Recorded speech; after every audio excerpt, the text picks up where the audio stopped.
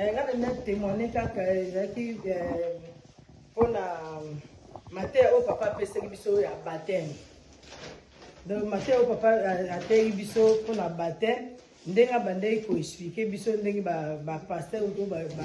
pasteur 8 ba baptême. Ponga d'habitude na ko sekara ba catholique nga bazo ba fo ba baptême. Biso ndem toza ba baptême ya solo to ba dinisa biso na mai. Le pasteur azoteya vraiment esimo ye na zongi penza kati nanga parce que matin nele ya ko lobaki abi batumsu ba kina bango bien.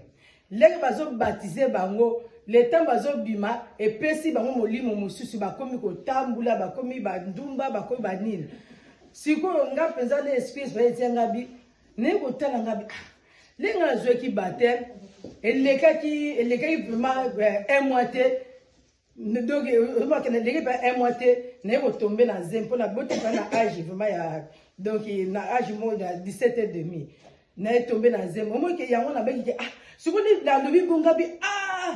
ngam na zereki na nga biele na kina na baptême te kaka li na zui baptême ne plus c'est le vraiment que oui nzambe vraiment zo sala kati na biso vraiment l'église tala siko nga na we baptême na ko seka bata catholique nga na ko kasanga na zoki baptême bien nzoka ne baptême wana ne ko mona ke bato bazo baptiser biso nzoka ba yotsaka ba milimo na bango nazalaki mwana bien na komeki siko tetikos pe naza muto na betama mingi vraiment na libota